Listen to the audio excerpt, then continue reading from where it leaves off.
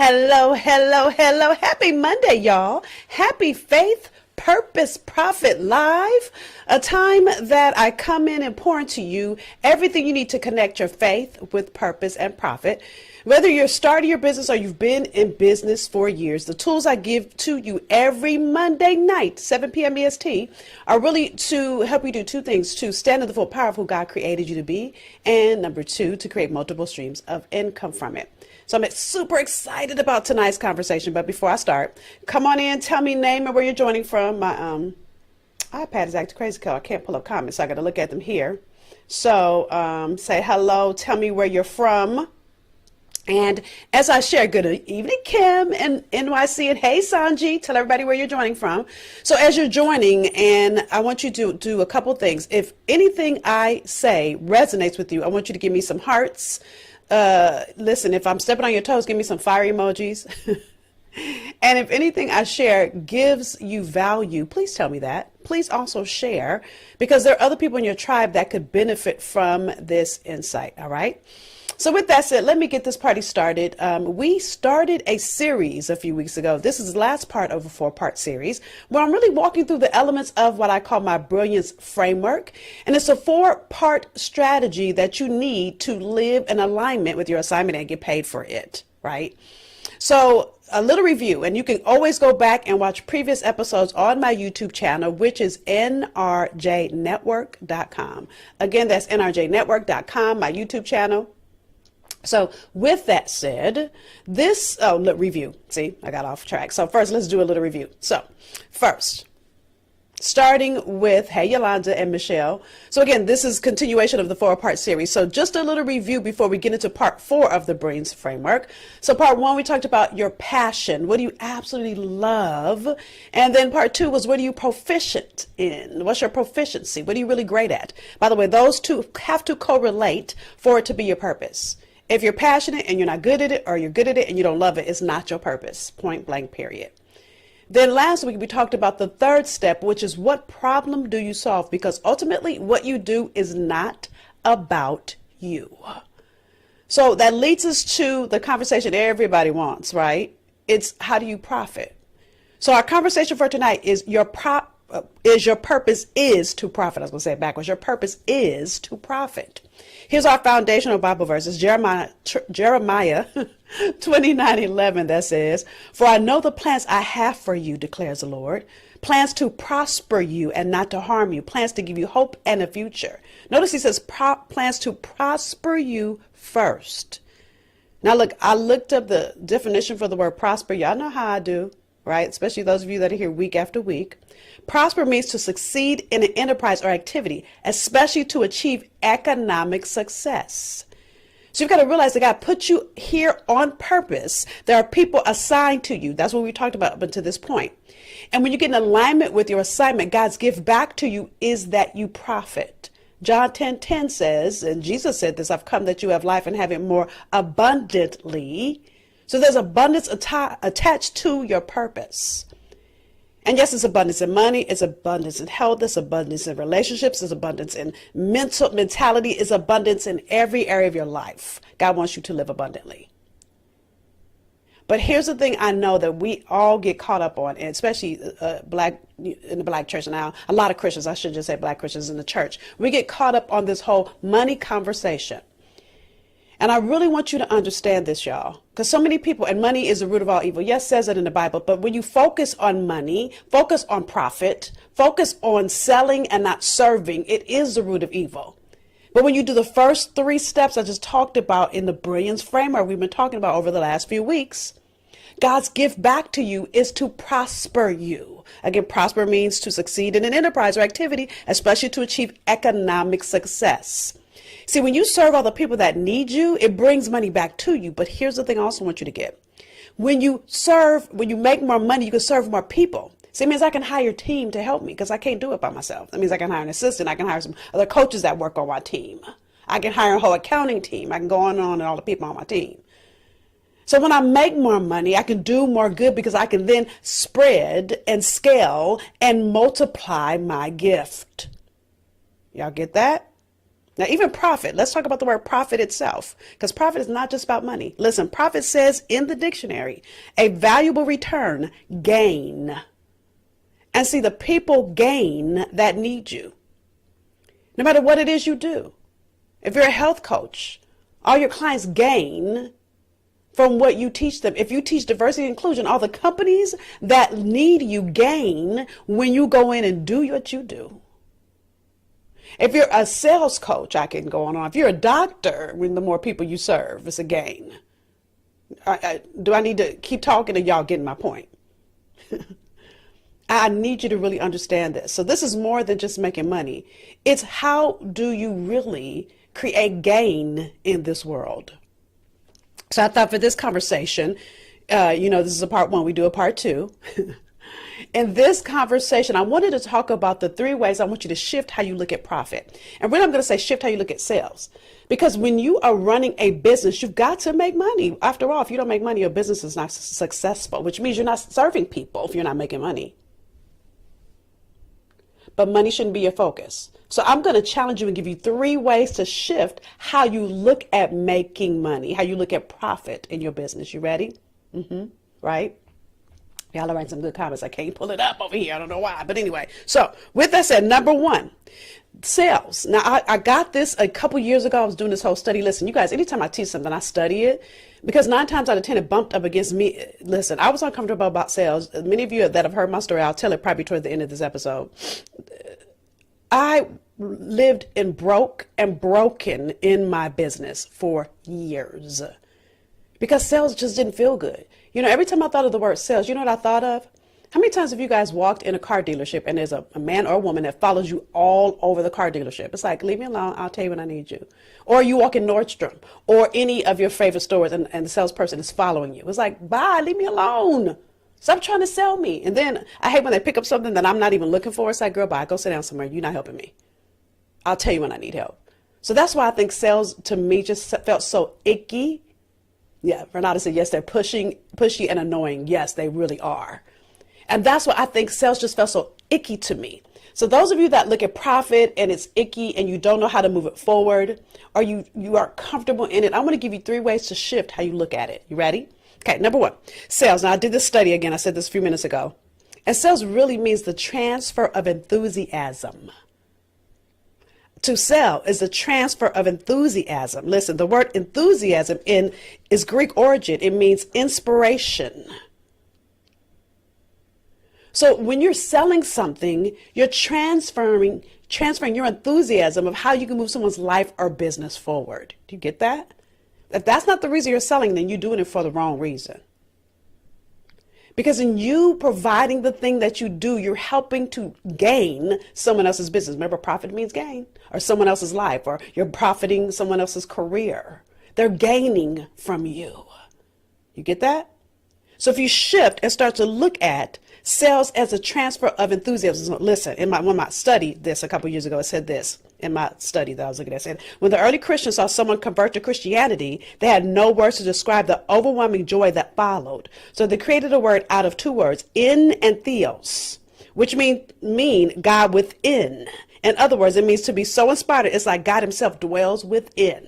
That's good, right?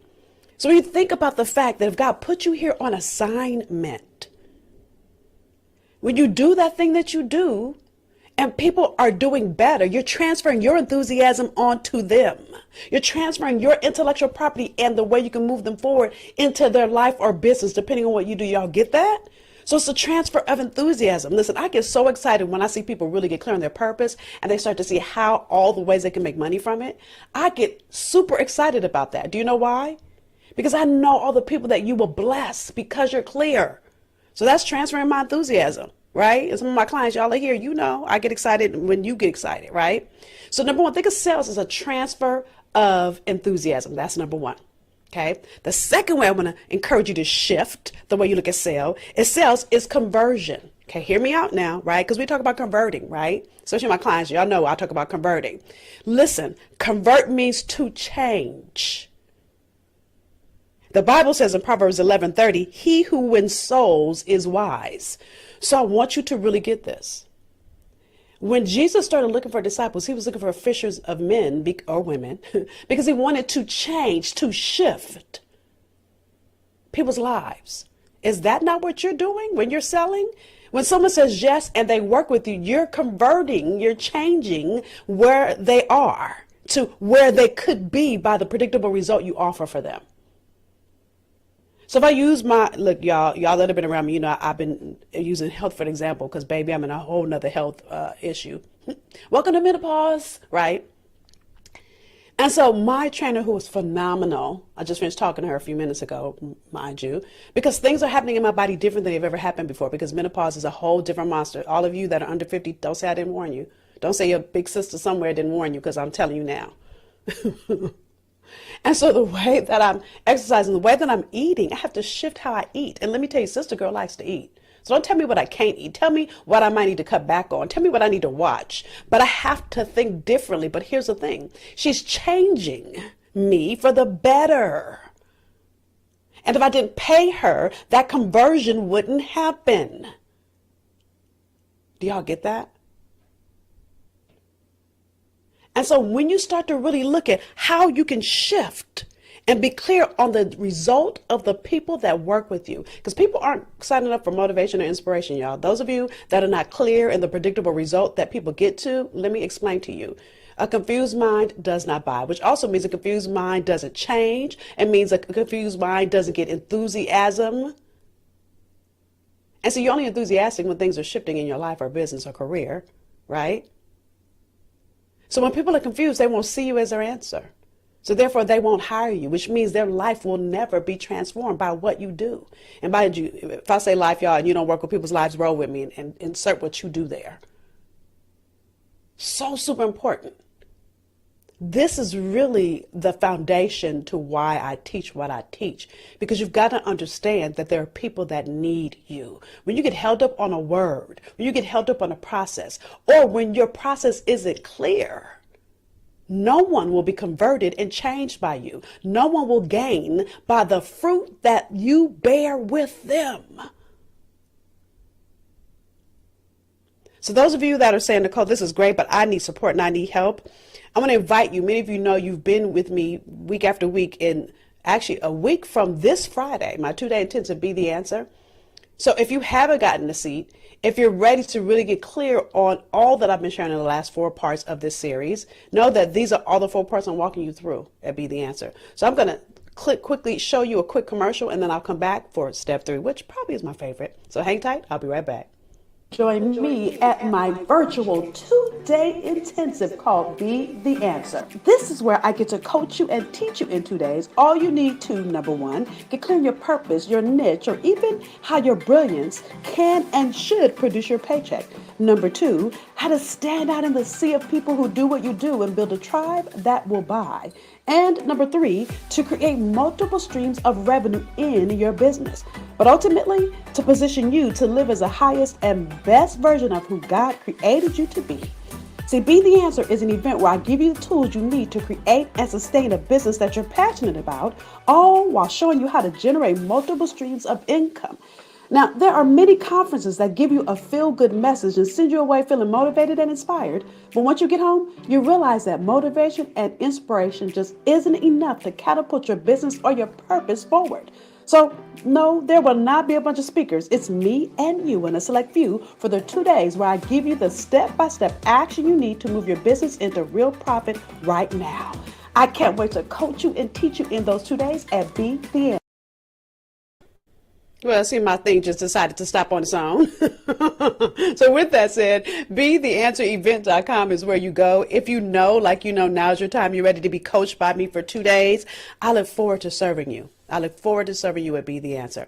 So with that said, let's continue in this conversation. So listen, Mark 6, 5, and 6 say this. And because of their unbelief, he couldn't do any miracles among them except to place his hands on a few sick people and heal them. And he was amazed at their unbelief. Do you know why people don't believe you? Listen, if you don't believe in your gift, why should anybody else? If you don't stand confident in who God created you to be, why should anybody else believe in what you could do? This is why the transfer of enthusiasm is so important, and really understanding the change that your gift creates in this world is vital for you to be able to profit, not just for you, but profit the world.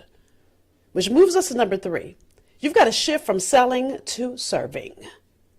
You know, I was on a Clubhouse, and I think I said this a couple of weeks ago, and this was maybe about a year ago.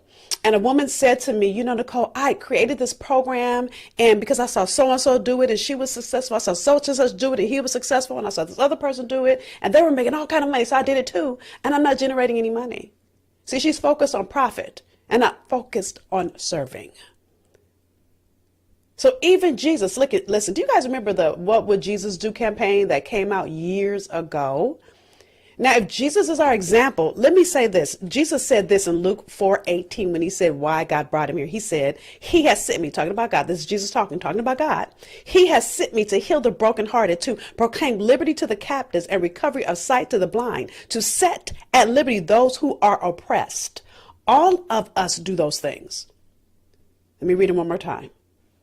To heal the brokenhearted. How many of y'all are personal development coaches? Do healing the brokenhearted? To proclaim liberty to the captives. Listen, some of y'all are captives in corporate. And those of you that coach any kind of person around anything in corporate, hello, you're proclaiming liberty for that person, because the sky is a limit for some people. But listen, when God created you, he didn't create you with a limit. Recovery of sight to the blind. Many of you can't see what's possible for you. So I would say a lot of what I do is recover sight to the blind. To set at liberty those who are oppressed. Now, here's the thing that's so interesting. The modern day church, I believe, is oppressed around this whole financial conversation. And so we somehow have this whole thought that we're supposed to struggle to serve via our gifts. I'm clear my business is my ministry. And many of you have heard my story. I'm going to repeat it here because I need you to get this. As I talk to you about this third piece, you need to shift from selling to serving, but to say it backwards. So I have this year, 28 years I've been in this business. So 17 years in, by then I had 2 divisions in my company. I had a I had a nonprofit, let me say that one first, working with African-American teenage girls. It was faith-based. It was a program for girls in churches. I had 10 chapters in 10 churches in 10 cities throughout this country. And we were growing by leaps and bounds. In my for-profit, I had an 100% full coaching client roster. I couldn't coach any more highly skilled professionals to start or grow their businesses. And so I wrote my first book in 2010, hoping that that book would still bless those I couldn't take on as clients, but at the same time, it could be a fundraiser for my nonprofit. Well, listen, when that book came out is when my speaking career started, because I started getting invitations to speak all over the country. And so I was doing a thing I knew I was born to do, and I loved every minute of it. But I was only making $13,000 a year. I was broke, I was frustrated, I was ready to quit. And so I had an epiphany in that moment. And I'm making a long story short, y'all. And I said, Lord, if this is you, you better show me something. To make a long story short, he led me on a path to an event, just like my event Be the Answer. The only difference between my event and Be the Answer is that at the event I went to, there were so many speakers. So I didn't know how to put stuff together, which is one of the reasons why I do Be the Answer, because I didn't want you to be an overwhelm and not have the support to figure out how to pull the pieces together. But what happened in that room is I saw that I didn't know what I didn't know. I hired my first coach after that room. She cost me $30,000. I couldn't afford it, but I couldn't afford not to do it. So after my very first coaching lesson, and this is a story that some of you haven't heard, I remember her walking me through how to really profit from my gift. And in that moment, my blueprint was born, the blueprint that I now teach all my clients. Because when she said it, it was like the heavens opened up and I could see myself for the first time. I saw my gifts in ways I had never seen them before. And God started pouring stuff in, y'all. I was like, oh my God, right? And so I remember, I think it might have been my second coaching call, hung up, and I got a call from a church. Now, y'all know I was already having issues about selling, which is why I call it an invitation, because the sales conversation still doesn't feel good to me, if I'm honest, because I don't sell, I serve, right? If it's not a good fit for you, I don't want you. I'm not saying that in a conceited way. Listen, because I'm not selling, I serve. And if it's not for me to serve, I'm not going to be greedy. There's somebody else out there that can serve you if it's not me. Okay? I appreciate you, Renata. So with that said, y'all, I literally Hung the phone up from my coach and my phone rings. I'm like, answer the phone. It's a first lady from a church. I'm like, really, Lord? I just got this lesson. You about to test me already? And she said she wanted me to come speak at their church. Now, before then, can I tell you, I used to go everywhere for free.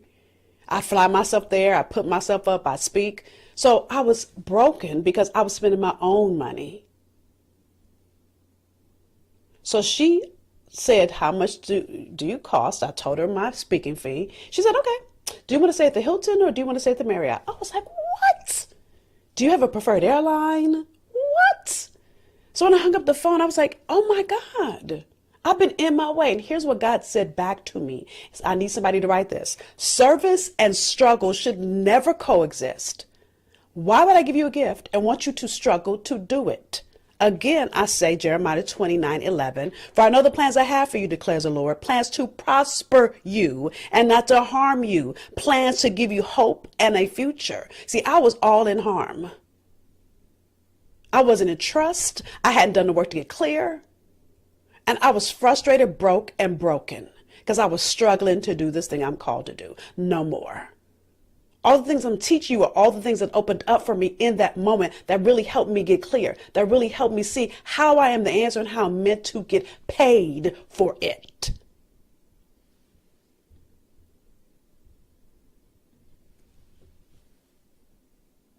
And so I really want you to get that too, right? So as we begin to wrap up, and really I want you to think about sales as a relationship. And think about what relationship means. Relationship is a relay. So when I'm inviting you to work with me, this becomes a relationship. One where we have a predictable result. One where we have agreed upon that end from the beginning. One where I get to serve you from my brilliance. Because a sale is out of a greedy place. Serve is out of a giving place, out of ministry place, out of a I'm called to do this thing place. But when I serve, I should be paid for it. Okay? So it's not about gimmicks. It's not about, the latest snazzy way to say things. This is why, many of you that work with me, that I have the pleasure to coach, this is why I have you get clear on your niche and be able to articulate the predictable result. Because it doesn't matter if I said, listen, when I was struggling in my business, can I tell you what I used to say is that I help women maximize their potential. Yeah, that says nothing to no one. And not only that, I was limiting myself because I never said clearly what I did. Now I'm clear that I help highly skilled professionals create multiple streams of income from their God-given purpose. See, I serve men and women, but it's the people that already are at a job. It might have been a job you dreamed of, you wanted your whole life, and all of a sudden it's no longer big enough for your gift.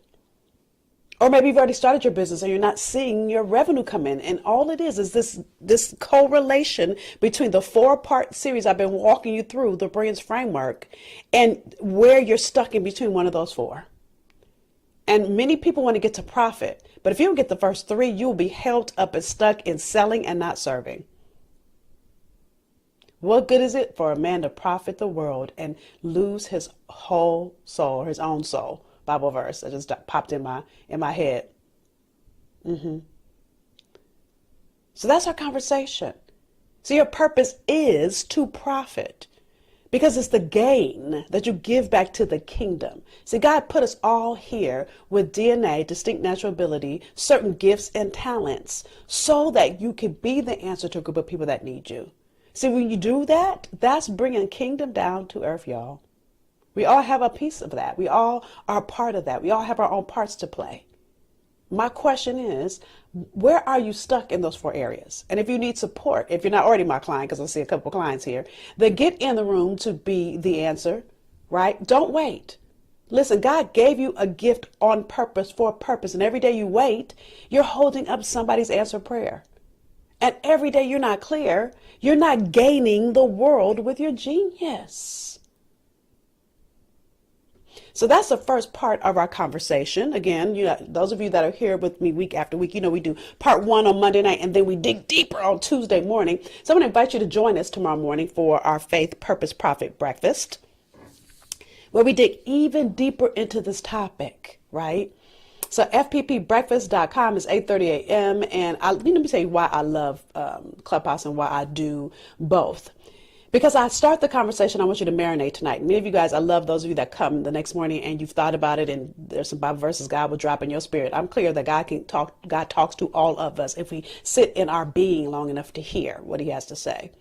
And then those of you that come and you share or you ask questions so I can coach you, because I get to hear you on Clubhouse. Here, I don't get to hear you. Clubhouse, I do. So I'm going to encourage you to come so we can continue our conversation tomorrow morning on Clubhouse, fppbreakfast.com. That's at 8:30 a.m. EST, 30 minutes, just like this is 30 minutes.